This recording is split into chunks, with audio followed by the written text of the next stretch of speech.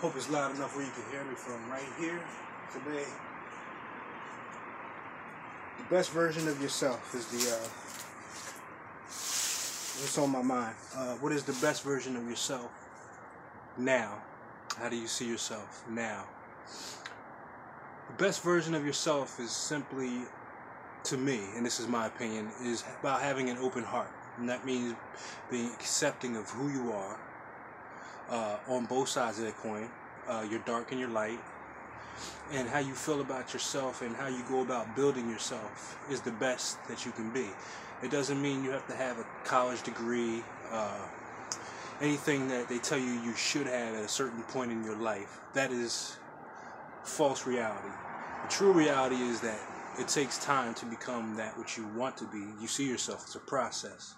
So each day you give yourself a little bit more and a little bit more and a little bit more until you have the final product, which is really not the final product, but for that moment, because then what should happen is you should want to grow even more after that. So in order to do that, an open heart and healing a heart, a broken heart, sorrow, depression, things of that nature, that is the work that is being done. It's all about taking a few moments out of your day. And what I do is I just go into my Tai Chi, and I never do it the same as I did before because I realize that each moment is different, and that what I'm feeling and what I'm receiving is not what I was getting and receiving the day before, or what I would be getting the day after. But it brings me back to peace with who I am, my abilities, and what I can do in the now. And this is my center point. So when things become chaotic, or I find myself in situations that are a little overwhelming, I come back to it, and I found my grounding again. And that is important along this path. Now, earlier before I wasn't doing it this slowly and this relaxed. It was more like a workout for me, a rigorous workout. So now it's a lot more relaxed, and I see my progression. So that would be the better version of me today. And having various degrees and goals to obtain is not really what you're looking for. All you're looking for is the day-to-day progression of becoming the best you that you can be. Even if you don't feel you're there now, you got to remember you're in the now. There is no past or present, so to speak. It's only right now. So you are your best version right now because there's nowhere else to go. You feel what I'm saying? And if you have an idea, a thought in your mind of going beyond what you are right now, then you become that better version of yourself.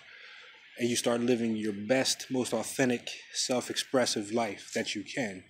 It's not something that happens overnight. So you have to learn the steps of being patient with yourself, being forgiving of yourself and others. It starts with you first. Patience, acceptance, forgiveness. Anything outside of you really doesn't have to get that degree that you should get. You know what I'm saying? All that is meant for your growth. It's not for anybody else's benefit, but that's part of it as well. If you could forgive somebody for what they've done, doesn't mean you have to be their friend or anything like that, but you just let that energy go so it's not rattling around in your head, messing around with the best you that you can be. You understand what I'm saying? Step 2, for me personally, and this is just my personal, for the now, my personal process, step 2 is releasing all those burdens that you had brought into this now moment, whether it be emotional, mental, some kind of trauma. It all starts with you and how you see it. So you do your best to make a situation that was not so golden, and you try to pick the jewels out of it, but you don't attach yourself emotionally to it.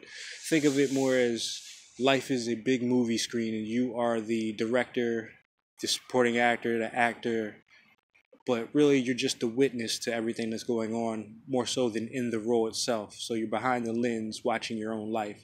This way your emotions don't become attached to that,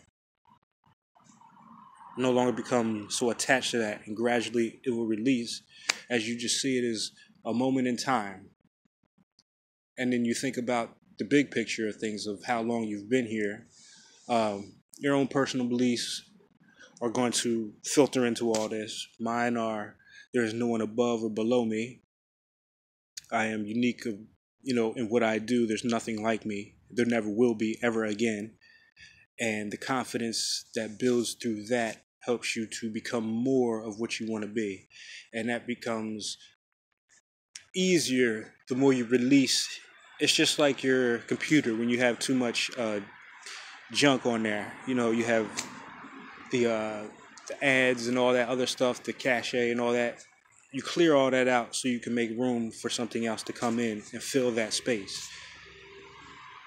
You don't want to leave it blank for something else to come in there and possibly, corrupt your world or whatever. You want to have an intent of what you want to fill that space with.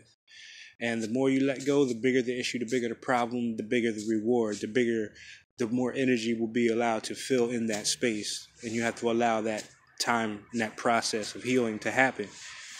So, you get antsy sometimes. You think you should have what you desire at that time, even though you don't. But all these things are there to show you that there's still work to be done, because there's everything that belongs to you that's going to be in your life is going to be there. Now, the only thing that ever holds that up is you and your unwillingness to let other situations, places, and people go. And that holds up the process. It's like, YouTube, when you ain't got no goddamn when you got no data and shit, and it just keeps buffering and buffering and buffering. That's you going around in your mind, changing up the program, changing up, or excuse me, not changing. In this case, staying in a situation, staying in a cycle that keeps repeating itself and repeating itself with no results, no forward play, no, start to finish. So in order to clear that buffer out, you have to clear your energy out, and you have to find ways that relate to you. I'm an artist. Anything art related has always brought me a sense of creativity, one, that outlet, that expression, to get that out. But sometimes you have to deal with it, maybe through a painting or a writing or some other form of, even in martial arts, if you want to take that aggression out on a heavy bag, or it'll help you focus on your drills. And see, with that kind of focus, you let whatever it is that's bothering you fuel your passion for the new, better you. You know what I'm saying? So you're not really hitting the heavy bag just to hit it. There's purpose, there's meaning behind it, there's a release. And as you go harder and harder, and you're giving it your all, because that's what you have to do. You have to give it your all, your best effort, all the time. And that doesn't mean you're perfect. That just means some days you wake up and you don't got it, but you do the best that you can. That's the best version of you now. You know what I'm saying? So that's all I want to talk about today. I hope this helps. Reach out, talk, conversation. That's what we're here for.